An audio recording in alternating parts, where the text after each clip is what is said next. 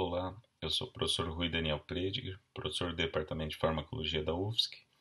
Na aula de hoje nós vamos falar um pouco sobre a farmacologia da insônia e dos transtornos de ansiedade. Essa aula será dividida em dois vídeos. No primeiro vídeo falaremos um pouco sobre as características clínicas e classificação dos transtornos de ansiedade e também da insônia.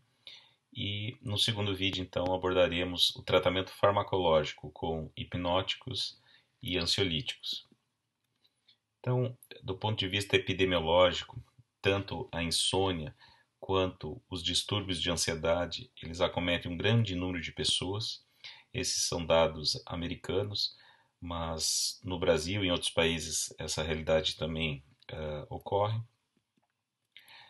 Do ponto de vista de definições, hipnóticos são medicações usadas para induzir o sono, enquanto que os fármacos ansiolíticos são utilizados para o alívio da ansiedade. Mas na prática é importante abordarmos esses fármacos juntamente, uma vez que é muito comum existir a comorbidade. Então, pessoas com transtornos de ansiedade sofrendo de insônia, e por outro lado, em muitos casos, as mesmas medicações são utilizadas para o tratamento tanto da insônia quanto dos transtornos de ansiedade, havendo uma alteração da dose e da posologia. Do ponto de vista de classes terapêuticas, abordaremos principalmente os fármacos da classe dos benzodiazepínicos, que atualmente são os psicofármacos mais prescritos e utilizados no Brasil. Como representante nós temos o clonazepam, o Rivotril, mas na verdade existem várias dezenas de fármacos dessa classe. Apesar de possuírem então uma aplicação terapêutica, serem úteis, tanto como hipnóticos como ansiolíticos, abordaremos nessa aula também algumas limitações do seu uso crônico, principalmente as questões de tolerância e risco de dependência.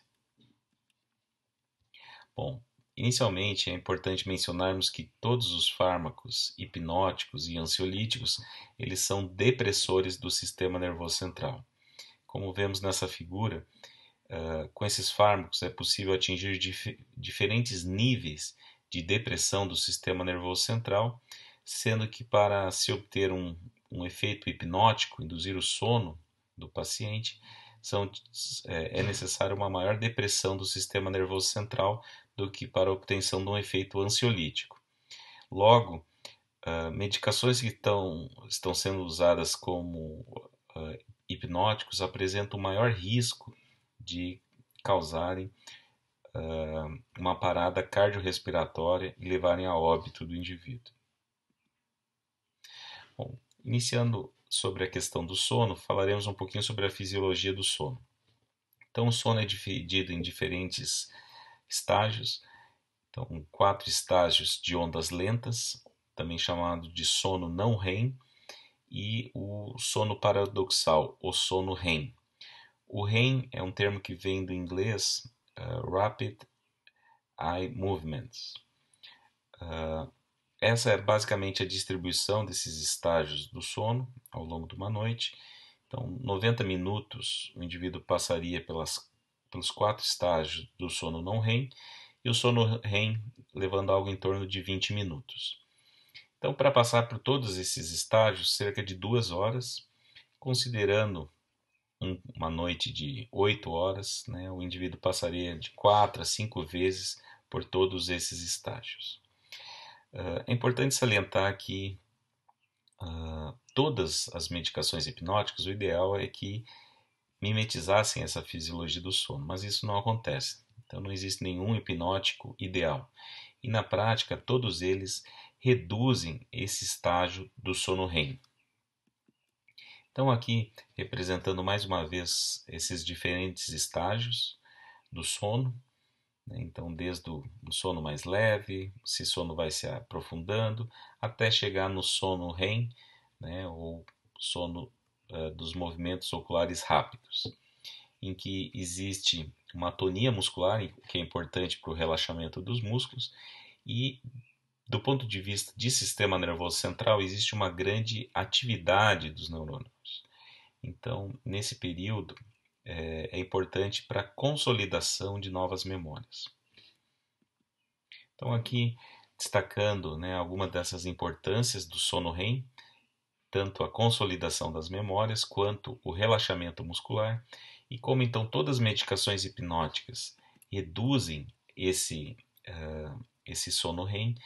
Como consequência, temos a longo prazo tanto um prejuízo do aspecto cognitivo do indivíduo, e também esse sono ele não é um sono reparador.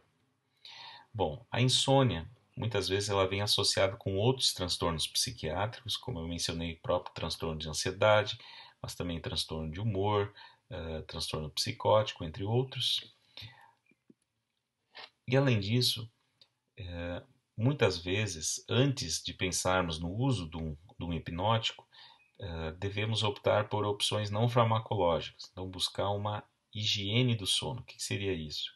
Em muitos casos, essa insônia ou esse sono ruim está associado com um ambiente inadequado, então tanto um ambiente muito frio quanto muito quente, ambientes com muita luminosidade. As pessoas muitas vezes se envolvem em muitas atividades intelectuais, cognitivas antes de dormir, e também a questão dos alimentos ingeridos à noite. Então, alimentos muito pesados ou consumo de bebidas alcoólicas, tudo isso prejudica o sono. Então, antes de pensarmos no uso de uma medicação hipnótica, é importante nos organizarmos quanto a essas questões e fazer uma boa higiene do sono. Então, como eu mencionei, não existe um hipnótico ideal, e como todos são depressores do sistema nervoso central, é muito importante que eles não sejam associados com o álcool, que é um outro depressor importante do sistema nervoso central. Então, essa associação apresenta um grande risco de parada cardiorrespiratória, inclusive óbito do paciente. Bom, aqui são alguns exemplos de fármacos hipnóticos. Nós abordaremos principalmente os fármacos benzodiazepínicos, mas antes de falar sobre a farmacologia, vamos falar um pouquinho também sobre os transtornos de ansiedade. Bom, antes de mais nada, devemos lembrar que a ansiedade é uma resposta de proteção do nosso organismo frente a situações aversivas ou que refletem um perigo para a nossa sobrevivência. E, na verdade, a ansiedade ela tem um valor adaptativo. Então, como nós podemos ver nessa curva de grau de ansiedade versus desempenho, é importante que tenhamos um certo nível de ansiedade para que tenhamos um bom desempenho. Entretanto, se esse nível de ansiedade é muito baixo, ou seja, a pessoa está sonolenta ou com pouca atenção, ou um nível de ansiedade muito elevado, compromete então o desempenho do indivíduo. Então, é importante nós diferenciarmos o que seria a ansiedade normal, que nada mais é como uma resposta de proteção do nosso organismo frente a uma situação de perigo.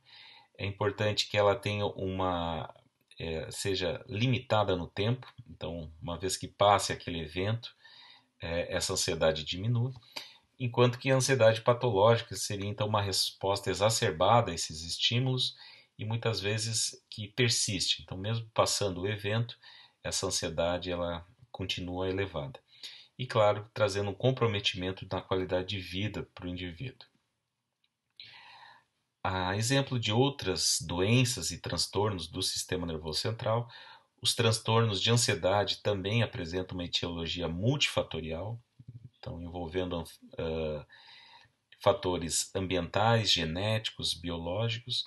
Então, é muito comum que as pessoas com transtorno de ansiedade apresentem algum tipo de predisposição genética, mas existe um gatilho ambiental. Então, hoje em dia, o nosso estilo de vida moderno favorece muito ao desenvolvimento de transtornos de ansiedade.